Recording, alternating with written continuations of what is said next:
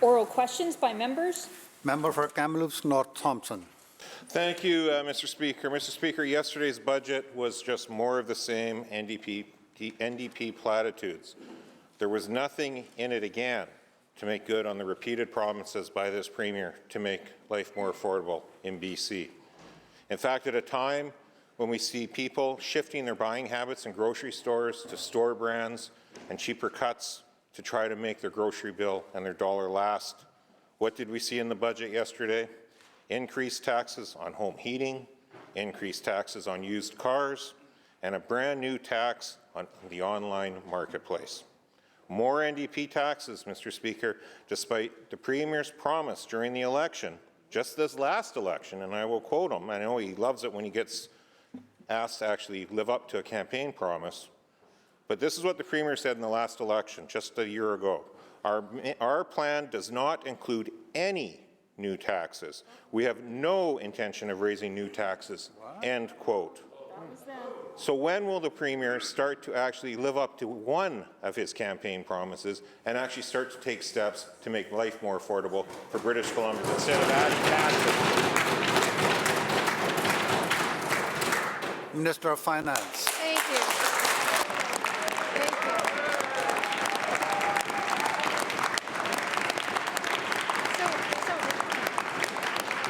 So, Mr. Speaker, clearly the member opposite doesn't know how to quite read the budget document. So I think it's really important to certainly clarify that the marketplace PST that is about closing a loophole. Because, Mr. Speaker, if you have a bricks and mortar store, you have to charge PST. Like, that's standard. And we certainly saw with activity through the pandemic that lots of folks went online and are using different marketplaces to sell their wares. Well, they too should be collecting PST. So this is about closing a loophole. It's not a new tax, it's closing a loophole, Mr. Speaker. Now, in terms of heating equipment, I think it's really important. We are living with climate change, Mr. Speaker. We are living it every day. And we want to make it more affordable for people to switch over to heat pumps when they need to change their furnace. So we've removed the PST, Mr. Speaker.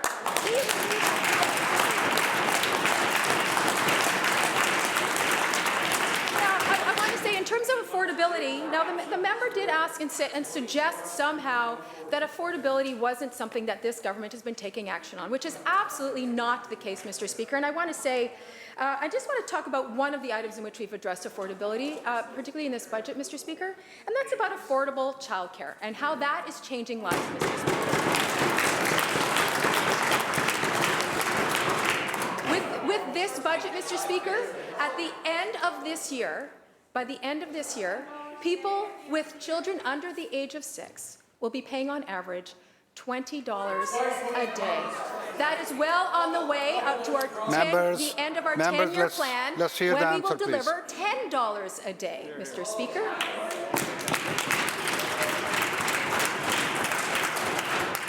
Member for Kamloops North Thompson, supplemental. Thank you, Mr. Speaker. Well, the Premier's silence on his own campaign promises speaks volumes in this chamber. It's quite incredible that in the middle of an affordability crisis, the NDP are going after people trying to save money on used goods. And in fact, the minister references childcare. Only the NDP could think a plan that is 6 years late at twice the cost is a success story, but I digress.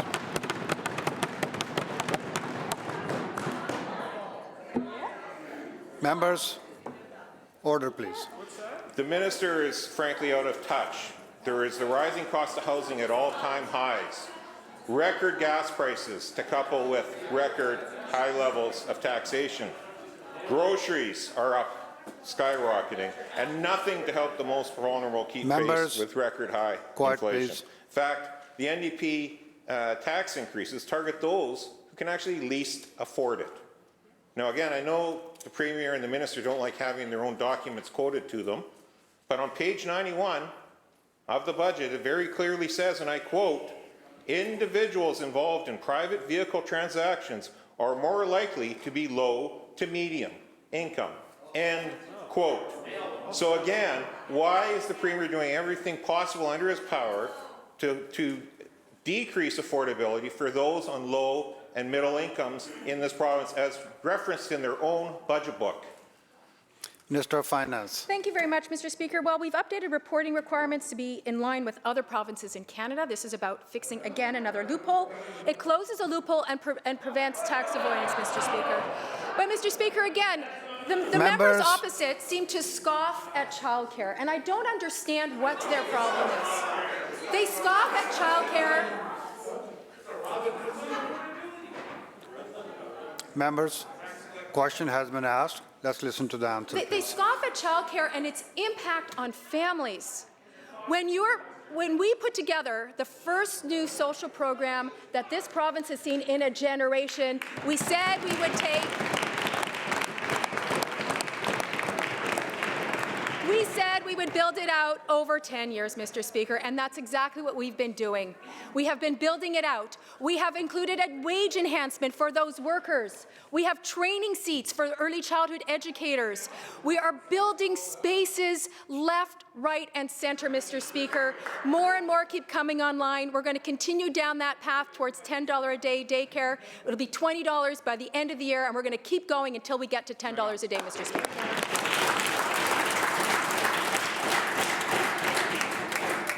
Opposition House Leader. Well, thank you very much, Mr. Speaker. Well, the truth of the matter is this. Just like their pandemic supports for small businesses, there would be no support for child care enhancements in this province if it wasn't for the federal government stepping up to the plate.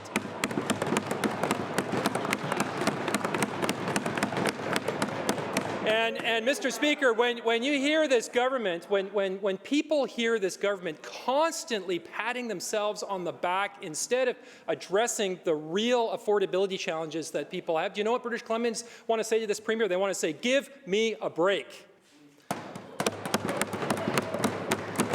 Now, Paul Kershaw of Generation Squeeze says, and I quote, "Whether it's in trying to fight housing unaffordability or the crisis around childcare unaffordability, the numbers show clearly these are lower-level priorities in the 2022 budget."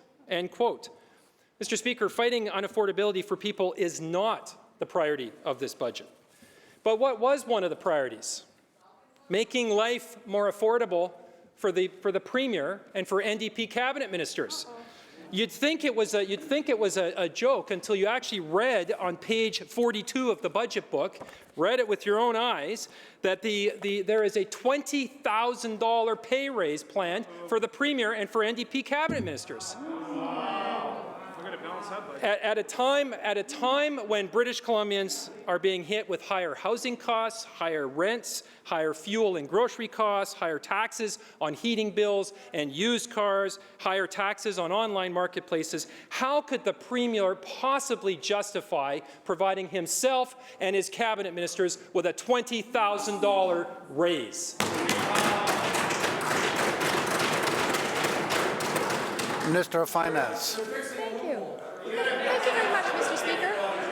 Members. Thank you very much, Mr. Speaker. Well, the deficit holdback, which is what the member is referring to, it's a deficit holdback. It's a holdback. This measure, Mr. Speaker, it sent the wrong message. What it says is that it prioritizes. Members, come to order, please. And cuts Members. over investment, Mr. Speaker, even in an emergency, Mr. Speaker. It forces government to balance books on the backs of British Columbians, making sure that we, and if we followed that holdback provision, Mr. Speaker, we wouldn't have supports for business, we wouldn't have vaccination clinics. It is the wrong message, Mr. Speaker. Enough. Members, we've made be quiet. unprecedented investments over the last 2 years, Mr. Speaker, to support people. Ministerial responsibility, however, Mr. Speaker, it still remains with a holdback measure to ensure that ministers stick to their budgets. Opposition House Leader, supplemental. Well, so for the average British Columbian, a tax increase is just taking care of a loophole. But for this government, when it comes to a pay increase for the Premier and the cabinet ministers, it's just dealing with a holdback. Like, talk about a double standard. Page 42 of the budget document says, and I quote, Budget 2022 includes a proposed amendment to repeal the collective 10% salary holdback provision applicable to a minister in respect of Cabinet's collective responsibilities to avoid annual deficits or achieve a surplus, end quote. This is a choice that this government is making. Increase the taxes of average British Columbians and pad their own pockets. Talk about being just a little bit tone deaf. In the middle of an affordability crisis with half of all British Columbians about $200 away from not being able to pay their bills, the Premier's priority was a $20,000 pay raise for himself and his cabinet ministers. How much did the average person get from this budget? Zero. How much does the Premier and the Cabinet get in this document? They get $20,000 in pay increases. Mr. Speaker, where's the relief that this Premier promised to help British Columbians with, British Columbians who are being crushed under the weight of unaffordability across this province? And will the Premier stand up today and say to British Columbians, you know what, upon second sober thought, I am going to cancel this planned pay increase, $20,000 pay increase for himself and for his cabinet? Minister of Finance. Thank you very much, Mr. Speaker. Well, the member just read from the budget book. He did that reading very well, and he actually called it a holdback. Isn't that interesting? He knows full well that it's a holdback. Members, we are not... It's a... No.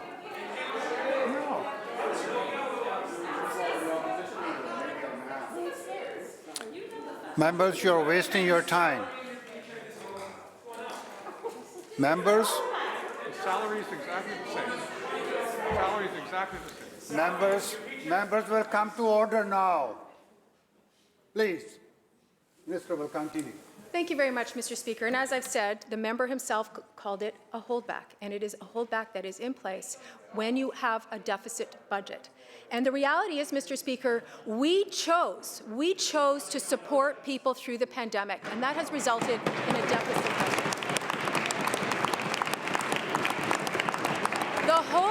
A holdback provision, its fundamental value, its message is, don't do the right thing by the people, otherwise we will hold back your salary. We've said we should always be doing the right thing by the people. And so we are eliminating that holdback, Mr. Speaker. And the accountability, Mr. Speaker, the member wants to know about accountability. Ministerial accountability is still there. Every single minister that is surrounding me, Mr. Speaker, is required to work within their budget, Mr. Speaker. That's what we're committed to.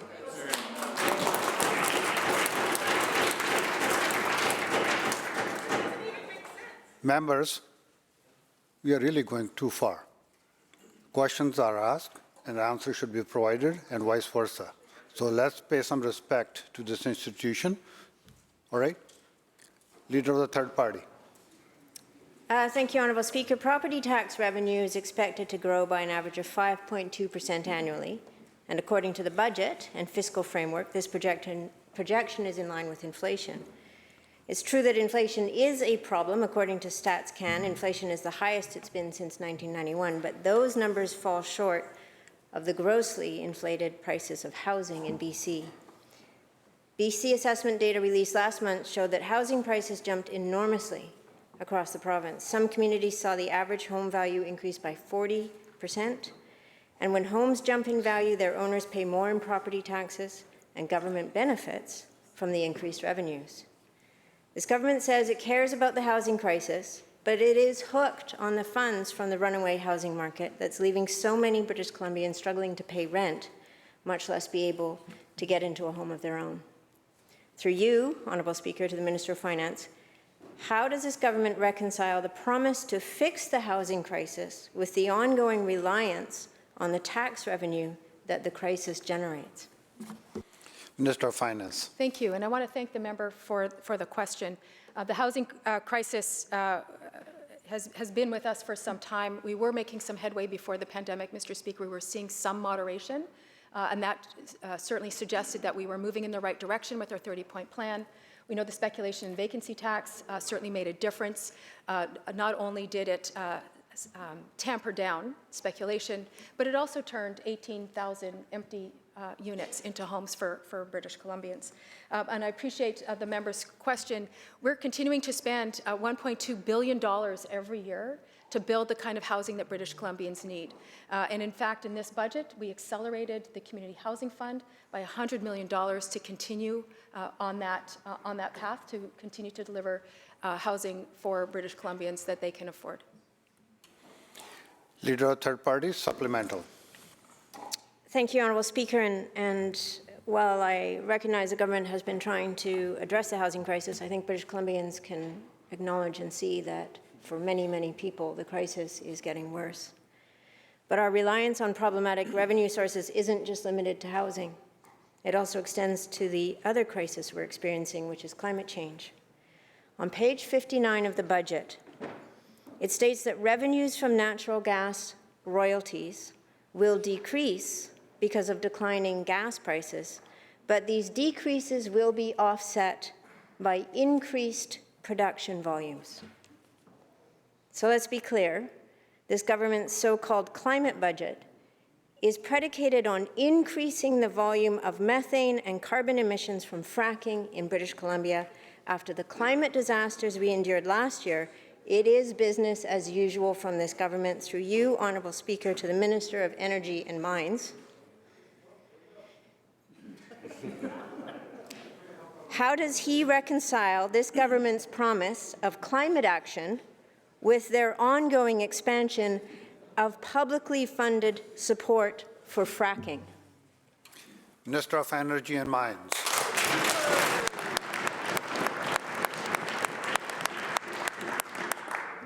Thank you very much, Mr. Speaker. I appreciate the question from the member.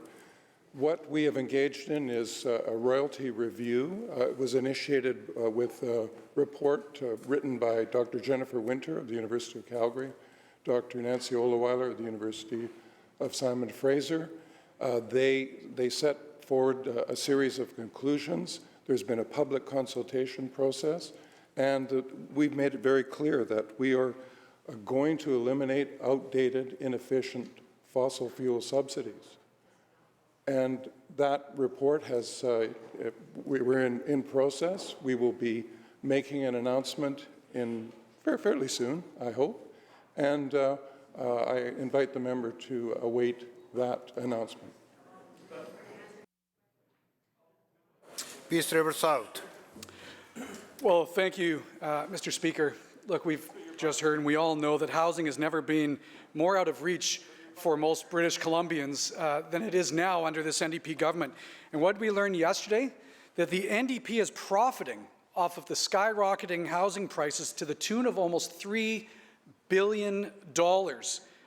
What have they decided to do with that money? Well, as we heard today, I guess their top priority is making sure that cabinet members and the Premier make almost $20,000 more each using that money, rather than helping people who need help. Well, I can hear the backbench heckling. I guess they're just upset they're not in cabinet because they're not making the $20,000 extra.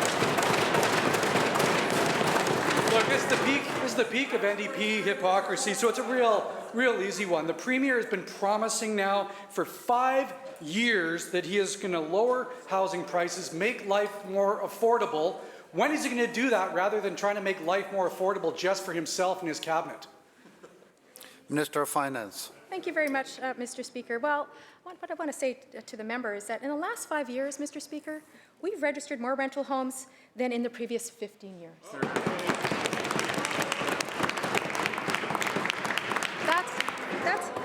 That's action, Mr. Speaker. That's action.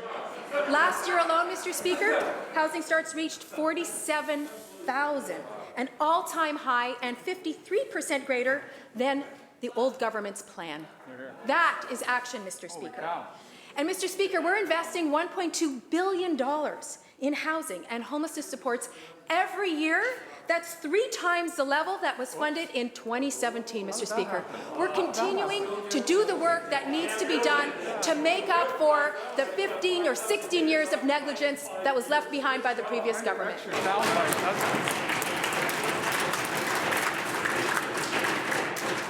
Member for Peace River South, supplemental. Well, Mr. Speaker, here's what the BC Not-Profit Housing Association had to say about the budget, and I quote, "Those waiting for an affordable home will need to now wait longer," end quote.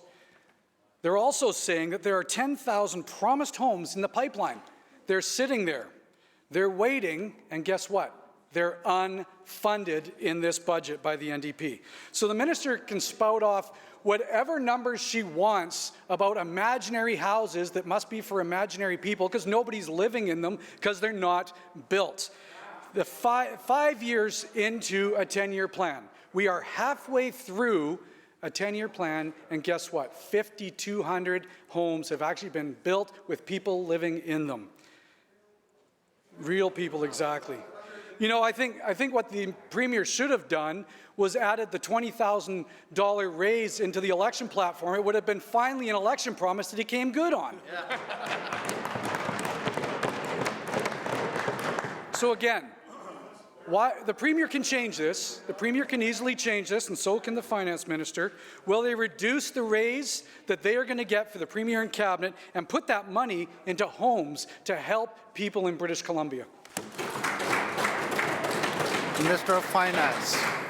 Minister of Finance. Thank you very much.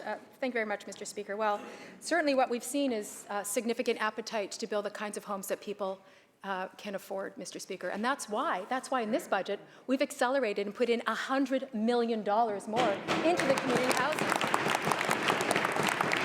So that those projects that weren't successful can be successful, so we can continue to build more, Mr. Speaker. But let's just talk for a second. Let's just talk for a second, Mr. Speaker, about what the folks on the other side have been saying about our housing plan, Mr. Speaker. They've been saying that they would eliminate the speculation tax, Mr. Speaker. Mr. Falcon said that he would do that, and I got to hear here. You know what that would happen, Mr. Speaker? What that would do? 18,000 people. Families would be turfed and would have to then, while those homes sat empty, because they would get rid of a speculation tax, Mr. Speaker. And you know what else it would do? It would drive up real estate even higher, Mr. Speaker. They have opposed nearly every major step we have taken on this housing crisis, Mr. Speaker. They would eliminate our cap and make renters pay even more, Mr. Speaker. That 2% plus CPI instead of just CPI, Mr. Speaker. I think that renters and homeowners are better off with us folks here on this side because we're making the investments at the right time in the right way.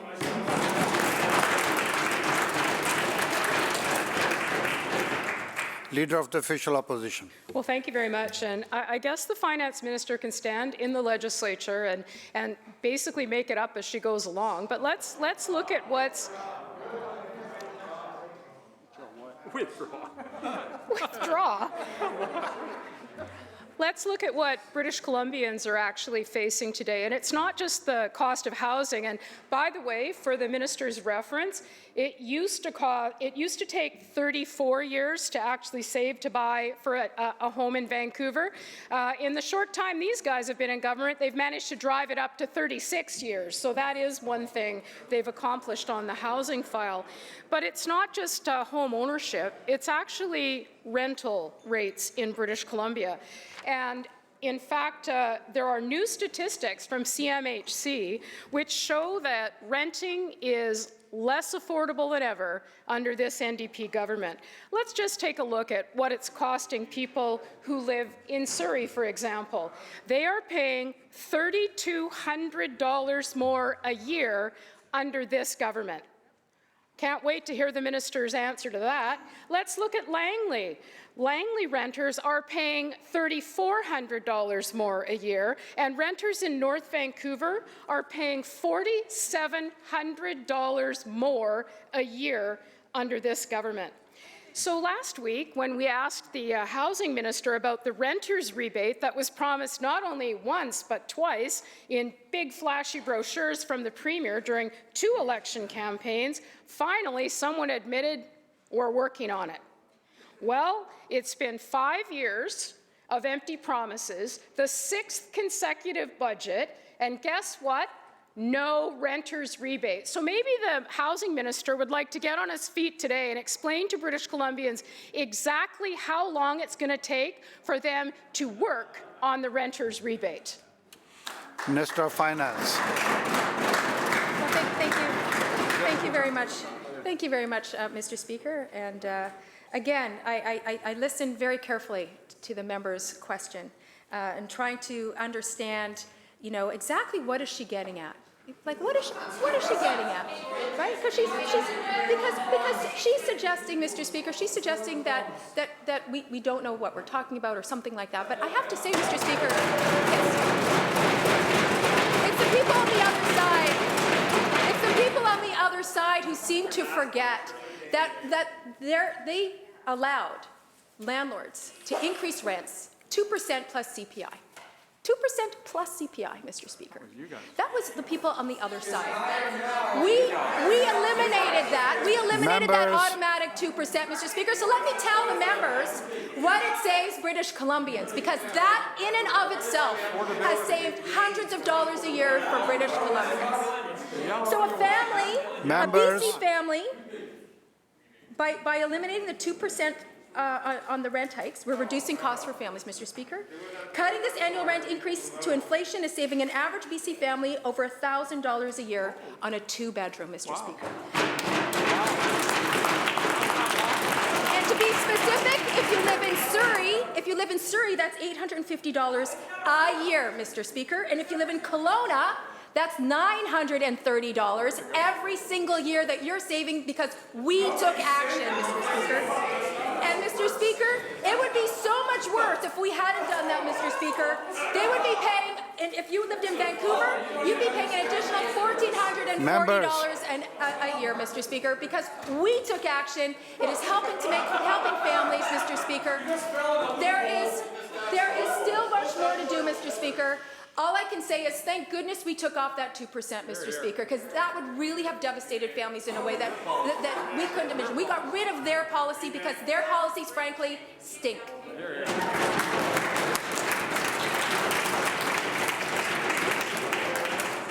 Leader of the Official Opposition, supplemental. Thank you very much. And you know what? Well, we might sit in this House and think it's funny to listen to the Minister of Finance. It's not funny to the families in Surrey. She can pretend all she wants, and her MLAs can be as silent as they want, but they are paying $3,200 more every single year under this NDP government. That's her record, and that is nothing to be laughing about.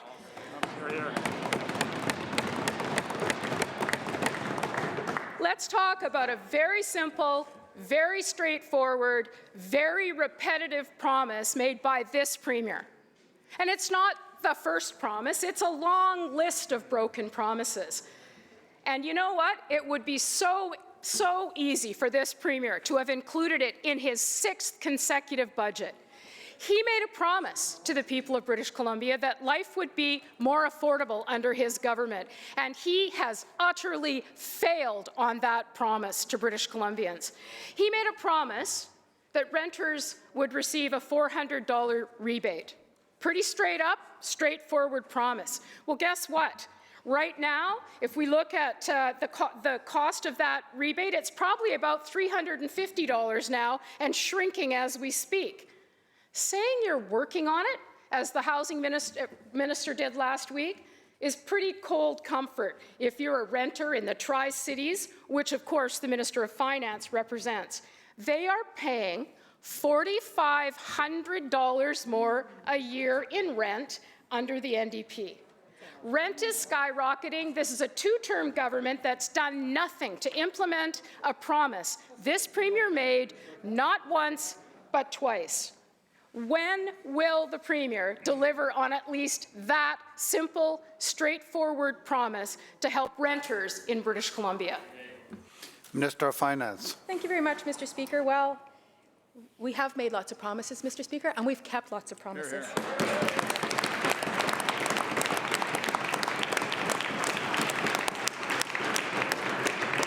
We promised to fix ICBC, and we did. And we did. Saving families about $500 a year. We also promised to eliminate MSP, and you know what, Mr. Speaker? We did. MSP.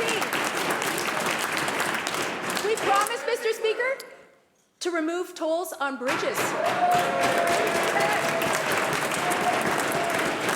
We promised to remove interest on student loans.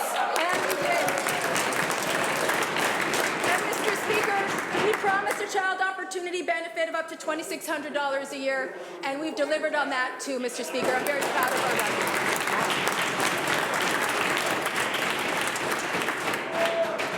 budget. Member for Surrey White Rock. Oh, you removed the bridges. Thank you, Mr. Speaker. And this minister can do a victory lap, but there is one number that I think that she needs to remember, and all of us in this House need to remember. Wow. How about 2,224? That's how many British Columbians have lost their lives in this overdose crisis last year. The BC Chief Coroner says, and I quote, "We have not seen a response commensurate with the size of this crisis with so many people dying every day," end quote. And what did we see yesterday from this minister, from this premier, from this government? An $8 million transfer, not a bump, but a transfer into the Ministry of Mental Health and Addictions budget for communications, for advertising, for staff. This minister's priority? Spin doctors. At a time where British Columbians are losing their lives over 6 a day. $8 million. That's over 200 treatment beds. So my question is to the Minister of Mental Health and Addictions, will she immediately do the right thing? And will she put that money where it belongs, into treatment and recovery for British Columbians?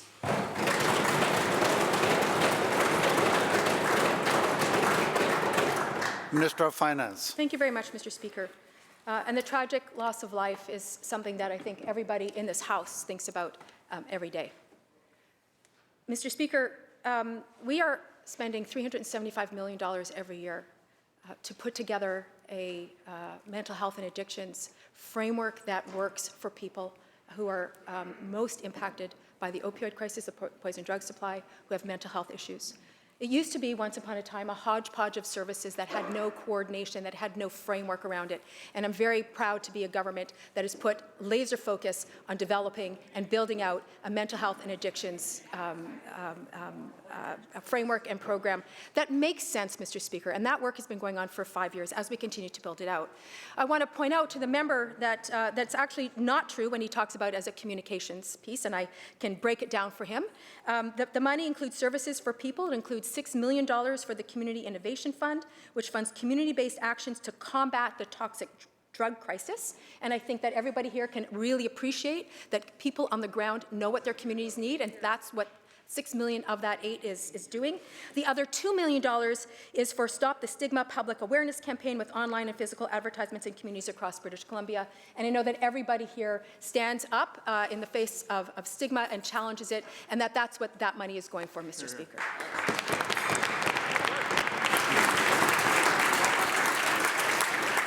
The bell ends the question period.